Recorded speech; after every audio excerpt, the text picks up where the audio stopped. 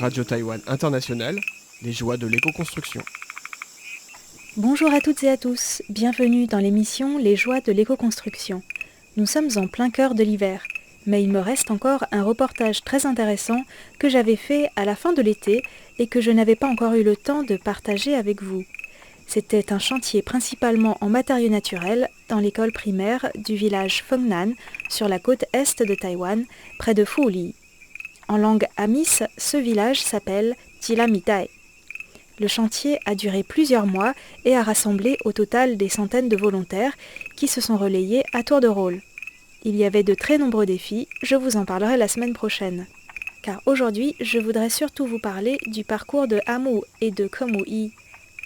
Amu a supervisé le déroulement de ce chantier, en collaboration bien sûr avec les responsables de l'école et du village de Jilamitai. Il était accompagné de Komui, une artiste taïwanaise qui a notamment contribué au design des constructions sur le chantier. Amu et Komui sont vraiment attachants. Ils ont tous deux des parcours originaux et en plus en lien avec la France. Amu s'intéresse à l'architecture depuis son enfance. Il y a plus de 20 ans, il a construit sa propre maison, mais à l'époque, il ne connaissait pas encore l'éco-construction. En 2007, il a rejoint le collectif Trop Global dans la région d'Angers en France. C'est là qu'il a découvert que l'on pouvait construire en matériaux naturels et il a naturellement donné des coups de main. J'ouvre une petite parenthèse à propos de Trop Global. Je ne sais pas si vous connaissiez, mais moi je ne connaissais pas. C'est Amu qui m'a fait découvrir ce lieu que je qualifierais presque d'extraordinaire. Autrefois, c'était l'un des endroits où était extrait le calcaire qui a permis l'édification des châteaux de la Loire. Ensuite, ces troglodytes ont été habités jusque dans les années 1950 avant d'être abandonnés. Puis le lieu a été acheté dans les années 90 par des propriétaires qui ont décidé d'en faire un lieu ouvert et en perpétuelle évolution. C'est ainsi que des artisans, des artistes, des nomades, des tailleurs de pierre, des bricoleurs notamment, vivent dans ces troglodytes pour la durée de leur choix. En contrepartie, ils prennent soin du lieu, le réparent, l'embellissent, créent diverses activités, chacun met sa pierre à l'édifice à sa manière. D'après le blog Les Troglonautes, ce lieu est une performance à lui tout seul, rien n'y est jamais définitif. On y pratique l'anarchitecture avec des matériaux naturels et de récupération. Je ne sais pas vous, mais moi j'aurais bien envie d'aller voir. Si ça vous intéresse, vous trouverez quelques liens sur le site de cette émission. Amu est resté environ 3 ans à Trop Global, mais il a dû revenir à Taïwan pour prendre soin de son père qui était gravement malade.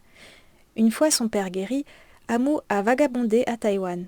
Il se disait que pour vivre dans les limites des ressources planétaires, des éco-villages seraient peut-être la seule solution qui permettrait à l'humanité de survivre.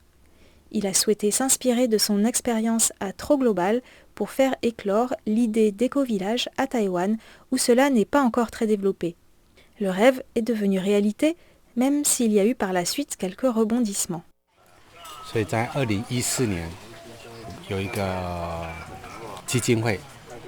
En 2014, une fondation qui a soutenu notre projet d'éco-village a mis à disposition un terrain à Rushan. Mais après 2 ans, ça n'a plus fonctionné, car on était trop ouvert. Mon idéal, c'était ne pas avoir de chef, la liberté totale. Mais à ce moment-là, on a eu des problèmes avec un musicien qui est devenu violent, et toute l'aventure s'est arrêtée. Komui avait vraiment le cœur brisé de devoir quitter cet endroit. Je me suis dit que, comme elle est artiste, il fallait que je l'emmène à Trop Global en France, où j'étais allé une dizaine d'années auparavant. C'est ce que nous avons fait. Nous sommes passés par l'Espagne, en partie à vélo. On a fait beaucoup de rencontres en chemin. Pour Komui, ça a vraiment marché. Vivre à Trop Global a permis de la soigner. Ensuite, on est revenu à Taïwan. J'avais toujours en tête mon idéal d'éco-village. J'ai été vivre avec des collectifs et j'ai aidé à construire des fours en terre. Un jour, un ami m'a parlé de ce projet à Jilamitai, qui cherchait des personnes capables de mettre en place un chantier en matériaux naturels avec des moyens limités. Le chantier a commencé en novembre 2020, mais avec Komui, Nous sommes arrivés quelques mois avant pour tisser des liens avec les villageois, mieux connaître la culture Amis et réfléchir au design. Komui m'a parlé avec beaucoup d'émotion de leur vie dans le village d'artistes écologiques de Rushan près de Taipei. Elle a effectivement été très triste que ce projet tombe finalement à l'eau et de devoir quitter les lieux. Elle garde aussi de très bons souvenirs de Troglobal et de son voyage en Espagne. En fait, la première fois que Amu est allé en France, il avait participé à un squat et il avait eu quelques soucis. Pour éviter des problèmes à son retour, il a préféré passer par l'Espagne, ce qui a permis à Komui de visiter la Sagrada Familia, la magnifique basilique de Barcelone, construite par l'architecte Gaudí, qu'elle apprécie tout particulièrement. À Troglobal, Komui appréciait le fait que chacun pouvait faire ce qu'il aimait, ou pouvait par exemple être à la fois tailleur de pierre, jouer de la clarinette et être clown à ses heures perdues.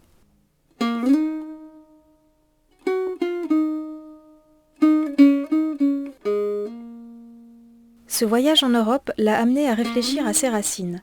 Les gens lui demandaient d'où elle venait. Elle répondait qu'elle venait de Taïwan, mais elle n'était pas très à l'aise, car finalement, elle se demandait si elle connaissait vraiment si bien Taïwan. Au départ, elle ne pensait pas y revenir, mais elle s'est promis que si un jour elle revenait, elle essaierait de mieux connaître ses racines taïwanaises. Elle s'est aussi promis, comme à Troglobal, de ne pas s'enfermer dans un seul domaine et de toucher un peu à tout. Mais ce n'était pas si facile.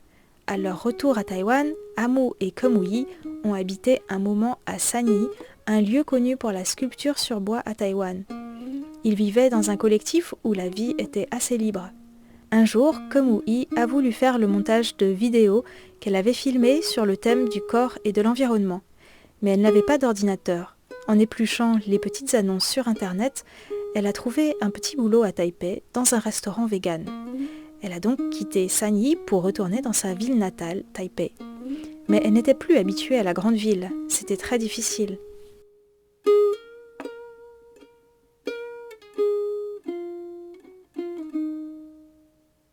Après une semaine de travail, Komui s'est sentie exténuée. Elle n'avait plus la force pour écrire ni dessiner comme elle le faisait souvent auparavant. Son corps lui a dit non, ce n'est plus possible de travailler ainsi.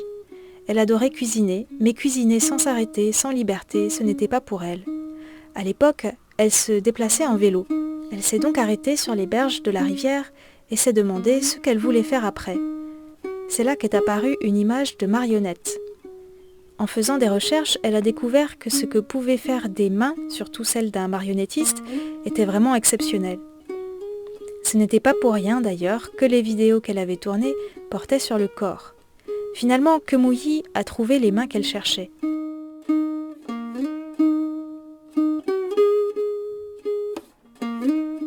Dans une vieille maison à Tadaochung, un ancien quartier de Taipei, elle est tombée sur une vieille femme qui avait un sourire magnifique. Elle lui a demandé en taïwanais « Grand-mère, connaîtriez-vous un marionnettiste ?» En fait, il y avait un vieux maître de marionnettes qui exerçait tout près de là. De fil en aiguille, Komui a fait connaissance, l'a aidé à réparer des marionnettes et a emménagé chez lui et son épouse. Un jour, le marionnettiste lui a donné un script. Komui avançait pas à pas dans son apprentissage, mais elle avait l'impression qu'il lui manquait le feu. Le vrai feu. Et c'est à ce moment-là que Amu l'a prévenu qu'il allait à Dilamidai pour un chantier. C'est comme si le feu m'avait téléphoné, raconte Komui. Parce qu'ici, à Dilamidai, il y a des maisons traditionnelles Amis dans lesquelles il y a un foyer. C'est vraiment un plaisir de voir le feu tous les jours. Pour Komui, c'était aussi l'occasion de mieux connaître la culture Amis qui est l'une des facettes de Taïwan qu'elle avait envie d'approfondir. Entre-temps, Amu avait été contacté par un ami qui avait entendu parler du chantier à Dilamidai. Il cherchait des personnes capables de superviser un chantier de construction en matériaux naturels avec des moyens limités. Le chantier a commencé en novembre 2020, mais avec Komui, Amu est arrivé quelques mois auparavant pour tisser des liens avec les villageois, mieux connaître la culture Amis et réfléchir au design. Comme je vous l'expliquerai la semaine prochaine, ce chantier est très difficile. C'est un peu comme un marathon, m'a dit Amu. Même si c'est limité dans le temps, parce qu'il y a un délai bien précis, ça peut être une belle expérience, un peu dans l'état d'esprit d'un éco-village. J'ai discuté avec les participants au chantier et ils apprécient tous beaucoup Amu. Adeong, par exemple, qui a été volontaire sur plein de chantiers différents, trouve que chaque organisateur a sa personnalité, ses vibrations. Pour lui, Amu, c'est la douceur. Il ne s'énerve jamais malgré les difficultés, parce qu'il a une très grande expérience de la vie. C'est pourquoi Amu réussit à attirer autant de volontaires. Aujourd'hui, je me demande où sont Amu et Kamui. Est-ce qu'ils sont en train de vagabonder quelque part à Taïwan? Est-ce que Amu supervise un autre chantier comme il l'avait prévu? Kamui, quant à elle, m'avait dit qu'elle avait trouvé une grotte dans laquelle elle voulait s'installer temporairement. Mais en hiver, dans une grotte, il fait froid, et je me dis qu'elle est peut-être retournée chez le marionnettiste. Ou bien Amu et Kamui ont-ils posé les premiers jalons d'un éco-village comme dans leurs rêves? Avec Amu et Kamui, tout est possible, et c'est même mieux d'ailleurs, de laisser libre cours à son imagination.